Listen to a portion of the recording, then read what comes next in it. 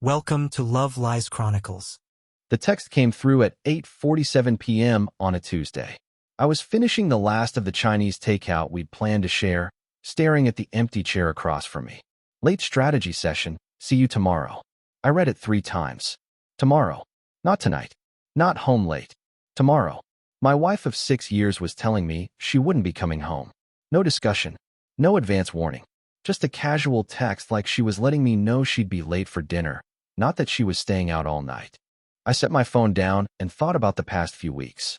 The new dresses. The extra makeup. The way she'd started going to the gym at 6 in the morning instead of after work. How she'd changed her phone passcode without mentioning it. And Matt. She'd mentioned Matt 17 times in the past 2 weeks. I'd been counting without really meaning to. Matt from the creative team. Matt who really gets the vision. Matt who brings fresh perspective. Matt who was working with her on the big campaign pitch. Matt who was apparently important enough to keep her away from home overnight. My thumb hovered over the keyboard. I typed, "Give my regards to Matt. He's always got a plan." Sent. I placed the phone on the table and waited.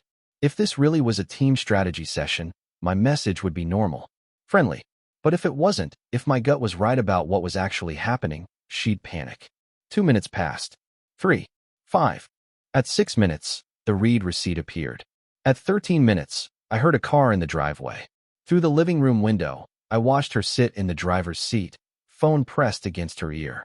Even from here, I could see how animated she was, gesturing with one hand, shaking her head. The call lasted 9 minutes. When it ended, she just sat there, staring straight ahead. Her hands gripped the steering wheel so tight, I could see her knuckles were white. Finally, she got out, walked to the door, dropped her keys, twice trying to unlock it. "Hey," she said when she came in. Her voice was too high. "I thought you had a strategy session." "I did. I do. I just forgot something important. Need to grab it and head back." "What did you forget?" She looked around like she was seeing our house for the first time. "My tablet. The one with all my notes." "Your tablet's in your bag. I can see it." She glanced down at the leather tote hanging from her shoulder. "Right. I meant the other tablet." "We only have one tablet." Silence. "Where's this strategy session happening?" I asked. "Conference room at the office." "Which building? Main campus or the annex?" "Main campus." "Why?" "Just curious. Seems like a lot of late nights there recently." "The campaign's important. We're pitching next Friday." "Right. The campaign. With Matt's team?" Her face went pale. "Just for a second." "With everyone. It's a full team effort. But Matt's leading it. He's the creative director. So yes, technically. Must be nice working so closely with him. You mention him constantly." "Do I?" 17 times in 2 weeks. She laughed, but it sounded wrong. "That seems like you're keeping track." I wasn't trying to. It just stuck out. "Well, he's part of the project. Natural that I'd mention him." "Sure." I smiled without warmth. "So what time will this strategy session end?" "Late. Probably midnight. That's why I said I'd see you tomorrow." "Makes sense. Long night ahead. You should get back to it." She hesitated. "Actually, you know what? I'm exhausted. I think I'll just stay home. Let the team handle tonight." "Won't they need you?" "They can manage." She headed toward the stairs. That's when I noticed the perfume. The expensive one she'd bought last month and claimed was just for special occasions. And her dress. New. Designer. Way too nice for sitting in a conference room. "I'm going to shower," she called back. "It's almost 9:30. Long day. Need to wash it off." The bathroom door closed. Locked. Water started running. I opened my laptop and logged into our phone account. We'd been on a family plan since we got married. I'd never checked the location history before. Never had a reason. Her phone had been at the Harrington Hotel from 6:15 p.m. until 8:52 p.m. downtown. Nowhere near her office. I pulled up our credit card statement. There it was. The Harrington Hotel. $89 charge from last Thursday, when she'd said she was working late on the campaign. I scrolled back. Another charge 2 weeks ago. $156. The Harrington again. 3 weeks ago. $247, including a room service charge. 4 weeks ago. $178. I counted 8 separate charges to the Harrington Hotel over the past 6 weeks. Always on Tuesday or Thursday. Always between 6 p.m. and 9 p.m. My wife had been going to a hotel twice a week for 6 weeks, charging it to our joint account. telling me she was at the office. The water shut off upstairs. I closed the laptop. She came down 40 minutes later. Full pajamas, not her usual sleep shirt. Face scrubbed clean. Hair still damp. No makeup. Like she was erasing evidence. Feeling better? I asked. Much. I'm wiped out. I bet strategy sessions are exhausting. They really are. What specifically are you working on tonight? The creative brief or the media strategy? She paused. Both. We're trying to integrate everything. Smart. And Matt's running point on the creative side? She flinched again at his name. Among others. He seems talented. How long has he been with the company? About 8 months. Recent hire. Young guy? 29, I think. Single? I have no idea. Why would I know that? You work so closely together. Figured it might have come up. We keep things professional. Of course. I stood. I'm heading to bed. Early morning tomorrow. Me too. Exhausted. I went upstairs to our bedroom. She followed a few minutes later. Lay down on her side of the bed, facing away from me. 10 minutes later, I heard her phone buzz. Once. Twice. 3 times. She got up. Just need to check something for work. Took her phone into the bathroom. I heard her voice, quiet and urgent. Couldn't make out words, but the tone was clear. She was scared. 5 minutes later, she came back to bed. Her hands were shaking. I didn't sleep. Just lay there planning my next move. Because I was done wondering. Done trusting blindly. Done being the husband who didn't notice when his wife was lying to his face. Tomorrow, I'd get proof. Real proof. The kind that couldn't be explained away. Morning came. She was up early, makeup perfect, wearing yet another new dress. Big day. I asked over coffee. Always. Campaign work never stops. Working late again tonight? She hesitated. Probably. Matt wants to finalize the deck. Of course he does. What time should I expect you? 8? Maybe 9? Depends how it goes. And if it runs late, you'll let me know? Of course. She kissed my cheek, something she hadn't done in weeks, and left. I waited 30 minutes. Then I called my boss. I need to take this afternoon off. Family emergency. Everything okay? It will be. At 4:30, I parked across from her office building. Had a clear view of the employee entrance. Settled in with coffee and my laptop. To anyone watching, I looked like someone catching up on work while waiting for a meeting. At 5:03 p.m., she walked out. Not rushing. Checking her phone. She got in her car and pulled out of the lot. At 5:05 p.m., Matt followed. Tall, good-looking, expensive suit. He got into a silver Audi and headed in the same direction she'd gone. I followed both of them. Kept 3 cars back. They drove to the Harrington Hotel. She parked in the garage. He parked 2 rows over. They met at the elevator inside the garage. Even from my parking spot, I could see them standing close. Too close. He said something that made her laugh. Put his hand on her lower back as they walked. I grabbed my phone and took photos. Timestamp, 5:28 p.m. They got in the elevator together. The doors closed. I walked into the hotel like I belonged there. Business casual clothes, laptop bag, confident stride. The lobby was busy with travelers and business people. Nobody gave me a second glance. I sat in the bar area with a view of the elevators and ordered coffee. Opened my laptop. Looked like any other business traveler killing time. At 7:15 p.m., I texted her. How's the strategy session going? Watch my phone. No read receipt. 5 minutes passed. 10. Finally, at 7:23 p.m., read receipt appeared. Then great. Making real progress. Probably another couple hours. I typed. Which conference room? I'm downtown. Could bring you dinner. 3 dots appeared. Disappeared. Appeared again. Disappeared. Finally, conference room's a mess. Better to just meet at home. I sent. No problem. I'm at the Harrington right now. Matt mentioned their restaurant is good. The dots appeared and stopped 5 times over 2 minutes. Then my phone rang. Her name. I declined and texted. In a meeting. See you at home. 7 minutes later, the elevator opened. She rushed out, pulling her coat on as she walked. Hair slightly disheveled. Face flushed. She didn't look toward the bar. Just headed straight for the garage. 90 seconds later, Matt appeared from a different elevator. Adjusting his tie, he walked calmly to the bar, ordered a drink, checked his phone. I took more photos. Time stamped. Clear shots of both of them. Then I left. Got home before she did. Sat in the dark living room and waited. Her car pulled up at 8:04 p.m. She sat in the driveway for 12 minutes. I could see her making phone calls through the windshield. Animated. Upset. Finally, she came inside. Hey, too cheerful. Thought you were at the Harrington? I was. Meeting ended early. Been home about 20 minutes. She looked relieved. Oh, how was it? Productive. How was your strategy session? Good. Really productive. We made a lot of progress. What conference room were you in? The big one. Main floor. At your office? Yes, of course at my office. Interesting. Because I mentioned the Harrington in my text. Her face went white. What? I said I was at the Harrington. You said the conference room was messy, but you also said you were at your office. You must have misunderstood. I don't think I did. I pulled out my phone, showed her the location history. Her phone at the Harrington from 5:32 p.m. to 7:58 p.m. Want to explain why you were at a hotel when you said you were at the office? Her hands started shaking. I can explain. I'm sure you can. I showed her the credit card charges.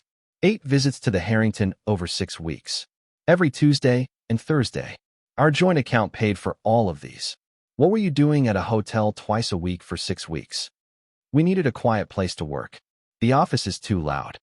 So you booked hotel rooms? Matt booked them. I didn't know they were rooms at first. But you went up anyway. To work. That's all. I showed her the photos. Her and Matt at the elevator. His hand on her back. Timestamp, 5:28 p.m. That looks like work to you? She started crying. It's not what it looks like. What does it look like? Nothing happened. We were just working. I opened her laptop. Still logged into her email from this morning. Pulled up her deleted folder. Let's check your emails. You went through my email? You left it open. I found what I was looking for. Email from Matt, sent yesterday. Can't stop thinking about last night. Room 842 again Thursday. Her reply, counting down the hours. He suspects nothing. He, me. I was he to her now. I read it aloud. Let each word sit in the air between us. Nothing happened. I asked quietly. She was sobbing now, hands over her face. I showed her another email. From 3 weeks ago. Matt, you're incredible. I've never felt this way before. Her response, I love you too. I just wish we didn't have to hide. I love you too. How long? I asked. What? How long have you been sleeping with him? I haven't. Stop. Stop lying. I'm done with lies. She couldn't look at me. 6 weeks. Since the campaign started. Barely a nod. How many times? Silence. How many times have you had sex with him? I don't know. I didn't count. Guess. Maybe 10 times? 12? Every Tuesday and Thursday for 6 weeks. That's 12 visits. So 12 times you chose to have sex with another man instead of coming home to your husband. She was crying too hard to speak. Did you use protection? Her eyes went wide. What? Did you use protection when you had sex with him?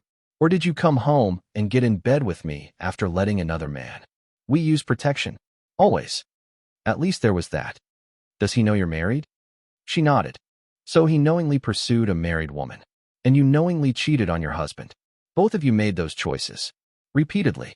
For 6 weeks. I'm sorry. When were you going to tell me? I don't know. I didn't plan for this to happen. You didn't plan to book hotel rooms twice a week? You didn't plan to tell him you loved him? What part wasn't planned? The feelings.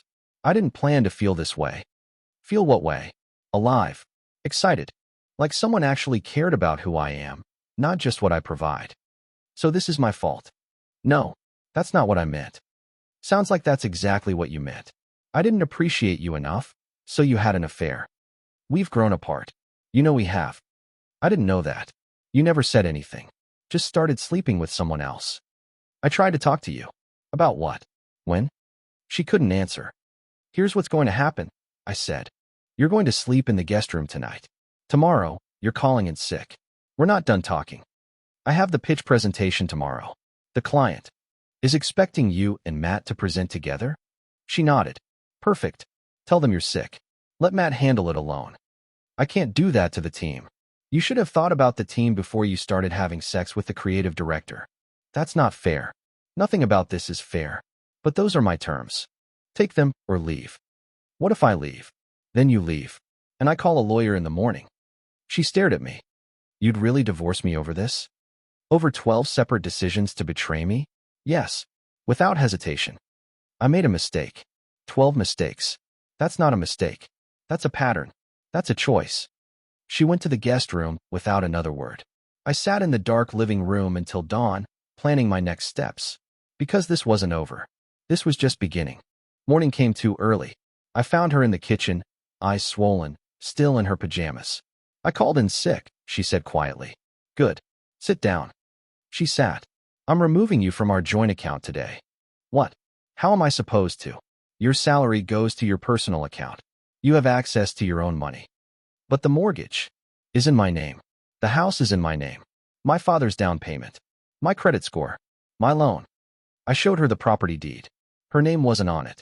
You've been living in my house. Spending my money. Using my credit cards to pay for hotel rooms where you cheated on me. She looked like I'd slapped her. I'm telling our families this weekend. Please don't. My parents deserve to know why their daughter's marriage is ending. Can we go to counseling? Try to work through this? No. Why not? Because I don't want to. I don't want to spend months in therapy hearing about your feelings for him. I don't want to rebuild trust with someone who destroyed it so thoroughly. I'm just done. You're giving up on us. You gave up on us the first time you went to that hotel. I'm just accepting reality. Her phone rang. Matt. Answer it, I said. On speaker. I can't. Answer it, or I'm calling your HR department right now. She answered with shaking hands. Put it on speaker. Where are you? Matt's voice. Client's here in 15 minutes. We need you. I can't come. I'm dealing with something. What? This pitch is everything. We've worked toward this for weeks. I know. I'm sorry. You'll have to do it without me. Are you kidding? You're half the presentation. I took the phone. She won't be there. Who is this? Her husband. She told me everything. Long silence. I don't know what she told you, but room 842. 6 weeks. 12 times. Tuesday and Thursday nights. Should I continue? Look, this is complicated. It's simple. You pursued a married woman. She betrayed her husband. There's nothing complicated about it. She said you two were having problems. Really? What problems did she mention? Because she never mentioned any problems to me. Silence. That's what I thought. She lied to you too. Made up problems to justify the affair. We have feelings for each other. Real feelings. Past tense. I notice you said have not had. So you still have feelings for my wife? This isn't the right conversation to have. Answer the question. Do you love her? Yes. Then you'll be happy to know she's available. I'm divorcing her. She's all yours. What? She needs a place to stay. When's she moving in with you? We haven't talked about that. Why not? You love her. She loves you. She's leaving her husband. Seems like the logical next step. It's complicated. You keep saying that. What's complicated about it? I'm not ready for that level of commitment. I laughed. It wasn't a kind sound. So you're ready to sleep with a married woman 12 times, but not ready to actually be in a relationship with her? That's not what I meant. That's exactly what you meant. She threw away her marriage for you, and you're not even willing to let her move in. I need to go. The client's here. One more thing. I'm filing a complaint with your HR department. Fraternization policy violation.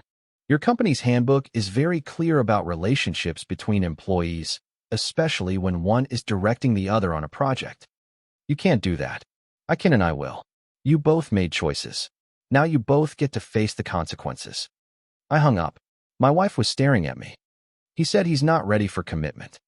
I heard. But he said he loved me. People say lots of things, especially when they want something. You think he was just using me?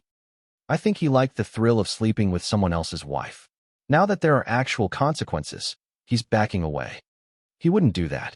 He just did. On that phone call. You heard him. She tried calling him back. Straight to voicemail. Tried again. Same result.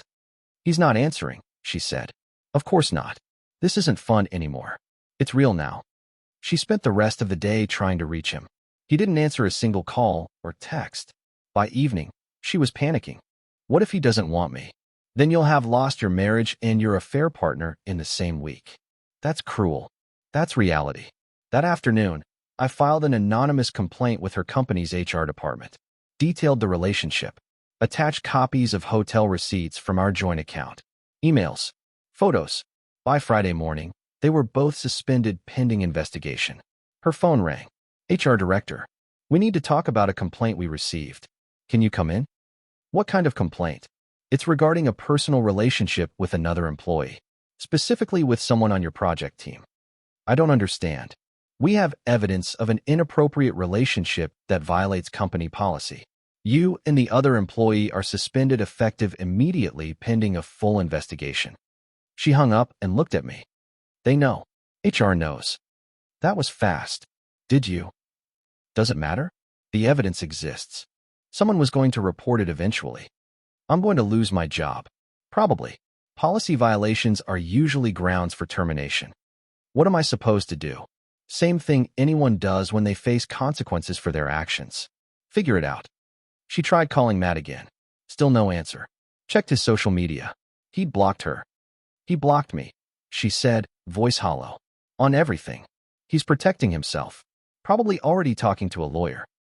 But he said he loved me. He loved the affair. He doesn't love the aftermath. She sat on the couch and cried for 3 hours. I felt nothing. No sympathy. No anger. Just a cold, clear understanding that this marriage was over and there was no going back. Over the next week, she tried everything to reach Matt. Different phone numbers. Email. Showing up at his apartment. He never responded. Never even opened the door. I don't understand, she said. How can he just cut me off like this? Because it was never real. It was just exciting. A secret. A game. Now that it's exposed, the thrill is gone. You're wrong. What we had was real. If it was real, he'd be here. He'd be fighting for you. Instead, he blocked you and is probably already looking for his next affair. 2 weeks after the HR complaint, they both received termination letters. Policy violations. No severance. She sat at the kitchen table reading hers over and over. I'm fired. I'm actually fired. Yes. I've never been fired before. First time for everything. What am I supposed to do? I can't afford to live without a job. You'll find another job. Not in this industry. Everyone will know what happened. Then you'll find a different industry. You're not going to help me? Help you how? Financially. Until I get back on my feet. No. We're still married. For now. The divorce papers are being filed Monday. Once that's done, you're on your own. You're really doing this. I really am. Where am I supposed to go? That's not my problem. She called her parents. I heard the conversation from the next room. Her mother crying. Her father's disappointed silence. Finally, he told her she could stay with them temporarily. How long is temporarily? She asked. Until you figure out your life. She moved out 3 days later. Packed her clothes, her personal items. Left her key on the counter. This is really it? She asked at the door. This was it 6 weeks ago. You just didn't know it yet. I made a mistake. You made a choice. 12 times. With full knowledge of what you were risking. I'm sorry. I believe you're sorry it didn't work out how you wanted. I don't believe you're sorry you did it. That's not fair. Nothing about this is fair. But that's where we are. She left. I closed the door and felt nothing but relief. 3 months later, I was a different person. The promotion came through. Senior VP of Finance. Corner office. Significant raise. I'd lost weight. Started running every morning. Joined a gym. Actually went. Redecorated the house. New furniture. New paint. Turned her old office into a home gym. Every trace of her systematically removed. My social life rebounded. Regular dinners with friends I'd neglected. Basketball league on weekends. Book club on Thursdays. And I was dating. Casually. Nothing serious. Just remembering what it felt like to talk to someone who didn't lie. I heard through mutual friends that my ex-wife was struggling. Still living with her parents. Working retail. Matt had moved to another state and never contacted her after the termination. One Saturday morning, 3 months and 2 weeks after she moved out, I got a text from an unknown number. Hi, it's me. Can we talk? I stared at it for a moment. Debated ignoring it. Curiosity won. What do you want? To apologize. Really apologize. Please. Just coffee. There's nothing to talk about. Please. I need closure. Against my better judgment, Saturday. 10 a.m. Coffee shop on Main. 15 minutes.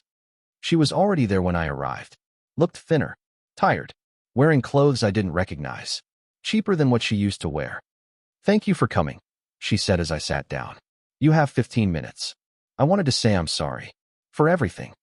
Okay. I threw away the best thing in my life for a fantasy. Yes, you did. Matt wasn't who I thought he was. Most people aren't. He used me. Said whatever I wanted to hear to get what he wanted. And what did he want? Sex without commitment. The thrill of an affair. Nothing real. But you fell for it anyway. I did. And I lost everything. I said nothing. I lost my job, my career, my reputation, my home. You. She was crying now. I lost you. You didn't lose me. You threw me away. I know. I see that now. What do you want from me? I want another chance. No. Just like that? No discussion? What's to discuss? You had an affair. You lied for 6 weeks. You told another man you loved him. You destroyed our marriage. There's nothing to discuss. People work through affairs. Couples rebuild trust. Some couples do. We won't. Why not? Because I don't want to. Because the person who would have fought for this marriage died when I found those emails. I'm someone different now. You seem cold. I'm not cold. I'm done. There's a difference. Don't you have any feelings left for me at all? No. You're just someone I used to know. Someone who taught me an important lesson about what I won't tolerate. That's harsh. That's honest. She wiped her eyes. I'm living with my parents. At 32. I'm sorry that's difficult for you. I can't find work in marketing. No one will hire me. Word got around about what happened. Actions have consequences. I'm working retail, making $12 an hour. I said nothing. I can barely afford gas to get to work. And there it was. The real reason for this meeting. You're not here to apologize. You're here because you need money. No, I'm here because. Be honest. For once. You want me to help you financially. She couldn't meet my eyes. I'm not your safety net. I'm not your backup plan. You made your choice. I chose wrong. Yes. And now you live with it. I stood up, left $20 on the table for both our coffees. I hope you figure your life out, but you'll do it without me. Please don't leave like this. Goodbye. I walked out. Didn't look back. 6 months after the separation, I met someone. Her name was Rebecca. She worked in medical research. Smart, funny, direct. We'd met at a friend's dinner party. Started talking about a book we'd both read. Ended up talking for 3 hours. Want to grab coffee sometime? She'd asked. I'd like that. On our 3rd date, over dinner, she asked about my divorce. What happened? If you don't mind me asking. She had an affair. I found out. We divorced. That's awful. I'm sorry. Don't be. It was the best thing that could have happened. How do you figure? I learned what I won't tolerate. Learned to trust my instincts. Learned that sometimes walking away is the strongest choice you can make. That's a healthy way to look at it. It's the only way. Staying bitter would mean she still had power over me. You seem at peace with it. I am. Completely. She reached across the table and took my hand. I like you. I like you too. Full disclosure, I don't lie. I don't play games. I'm honest sometimes to a fault. That sounds perfect. 1 year after my wife's text about a late strategy session, Rebecca moved some things into my house. Her toothbrush, some clothes, books that mixed with mine on the shelves. This okay? She asked, not moving too fast. It's perfect. You're sure? After what happened with your ex. You're not her. You've proven that every day for 6 months. You show up when you say you will. You're honest. You communicate. Those aren't extraordinary things. They're basic requirements. And you meet them. She kissed me. I'll always meet them. 18 months after the separation, the divorce was final. My lawyer called with the news. It's official. Decree came through. That was fast. Uncontested. No kids. No shared property. Cleanest divorce I've handled in years. Good. She signed everything without pushback. She didn't have grounds to fight. That evening, I took Rebecca to dinner at the Harrington Hotel. Different restaurant. Different person. Different life. What are we celebrating? She asked. New beginnings. Your divorce finalized? Today. How do you feel? Relieved. It's official now. That chapter is completely closed. No lingering feelings? None. Haven't thought about her in months. She raised her glass. To closed chapters and new beginnings. To honesty and trust. We clinked glasses. The wine tasted like freedom. 2 years after the text message that changed my life, Rebecca and I got engaged. Mountain cabin. Weekend getaway. Simple question. Yes, she said immediately. Absolutely yes. You're sure? Given my history? Your history is why I'm sure. You know what you want now. You know what matters. You won't settle for less than real, and neither will I. We told our families that weekend. Everyone was thrilled. After your first marriage, my mother said carefully, "Are you ready?" I wasn't ready before. I am now. I know the difference between comfortable and right. Rebecca is right. The wedding was 6 months later. Small, close friends and family. No drama. No surprises. Just two people who'd found each other after learning the lessons they needed to learn. At the reception, my best friend pulled me aside. "You look genuinely happy." I am. Different than before? Completely. Before, I was happy because I was supposed to be. Now I'm happy because I am. Ever hear from your ex? Not in over a year. Last I heard, she moved to a different state. Fresh start. Think she's okay? I hope so. But it's not my concern anymore. Healthy boundaries. Exactly. 3 years after the text message, Rebecca and I bought a house together. Something we chose together. Something that was ours. As we unpacked, she found an old file folder in a box I'd forgotten about. Evidence from the investigation. Photos. Emails. Bank statements. What's this? I looked at it. Old life. Throw it away. You sure? Completely sure. Don't need it anymore. She tossed it in the trash. We kept unpacking. That night, lying in bed in our new house, she asked, "Do you ever think about how different your life would be if she hadn't sent that text?" Sometimes. And I'm grateful she did. That text message saved my life. It forced me to see the truth, to demand better, to become better. You don't regret how it ended? Not even a little. Every decision I made after finding out led me here.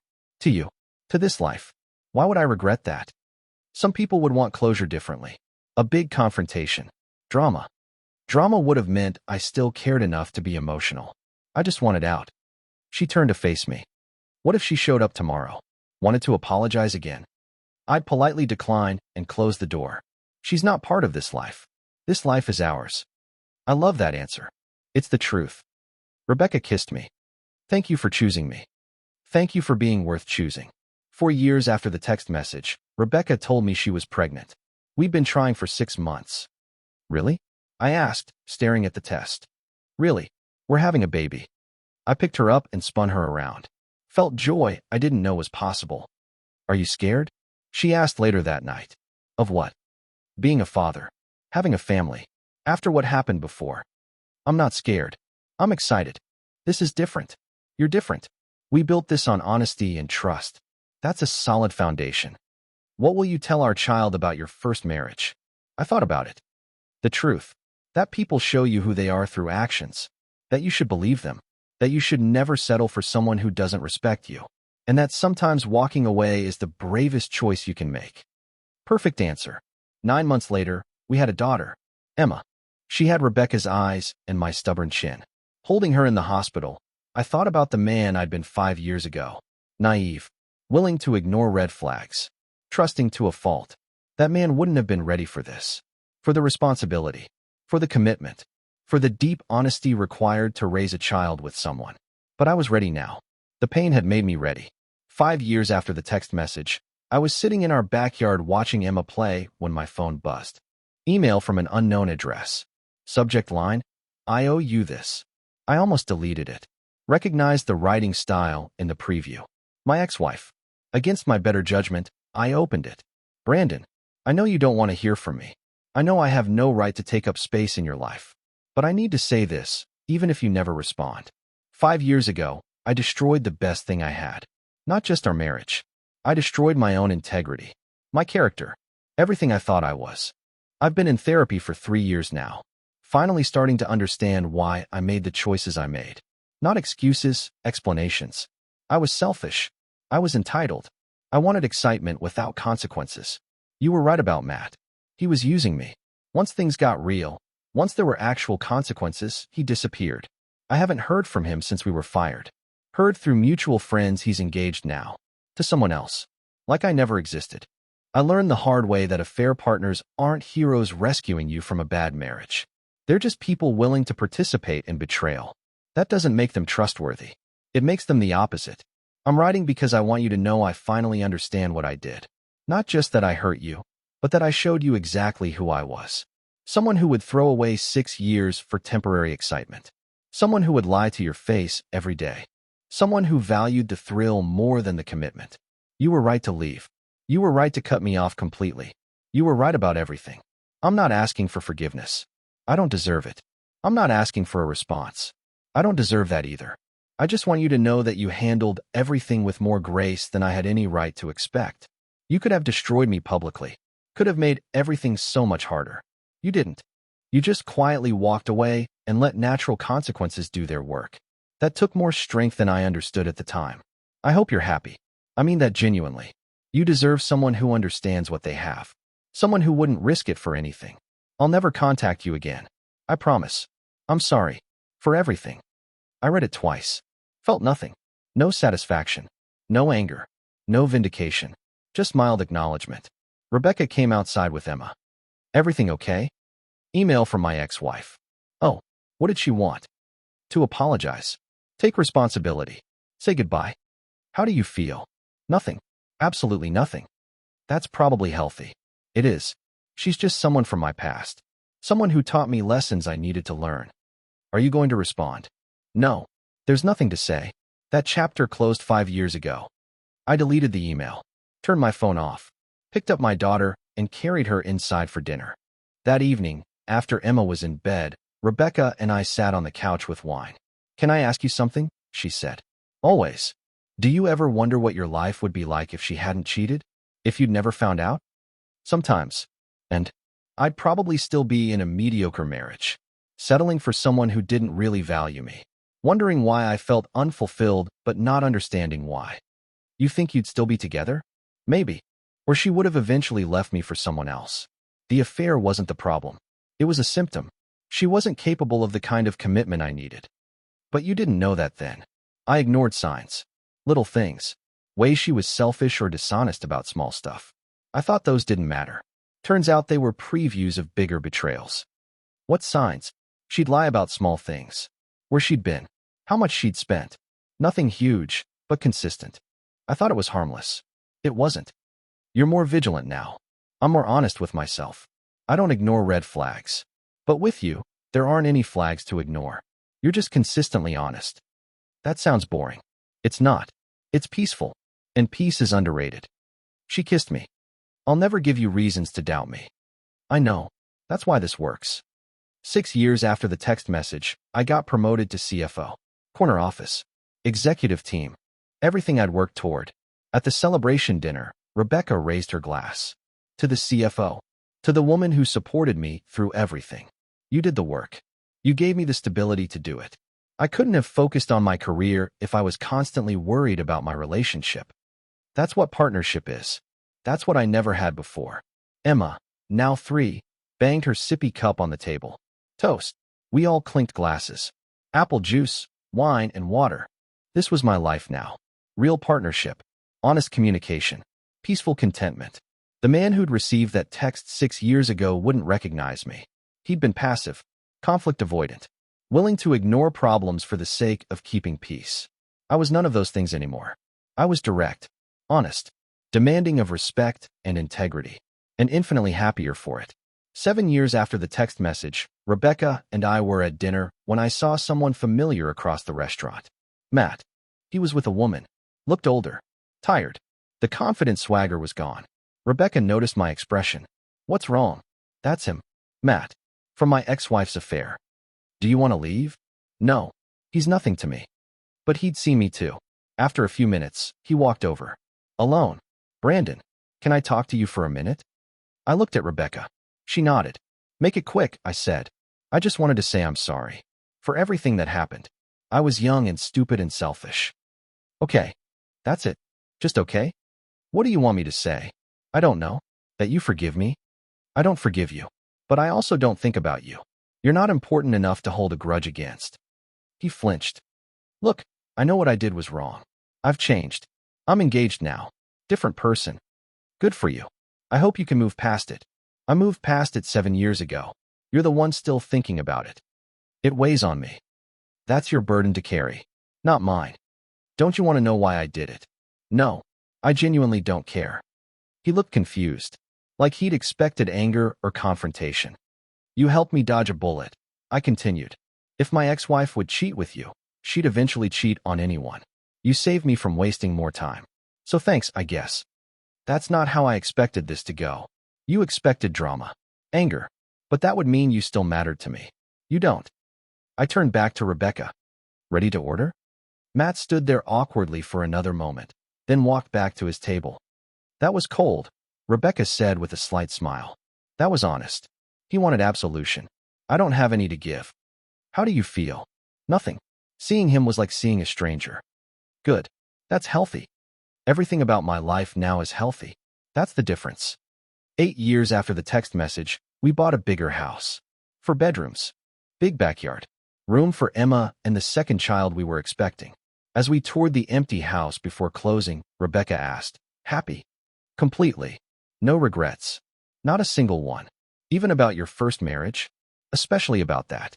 It taught me everything I needed to know. What I want. What I won't tolerate. What real partnership looks like. Think you would have learned those lessons otherwise? Maybe, but probably not as clearly. Pain is a good teacher. You really don't think about her anymore? Honestly, I forgot about her until you just asked. She's just someone from my past. Someone who existed in a different version of my life. That's the healthiest attitude I've ever heard. It's the only attitude that makes sense. Dwelling on past betrayals means they're still controlling your present.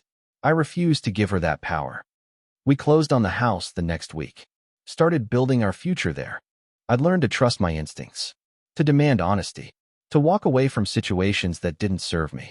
To build something real with someone capable of real partnership.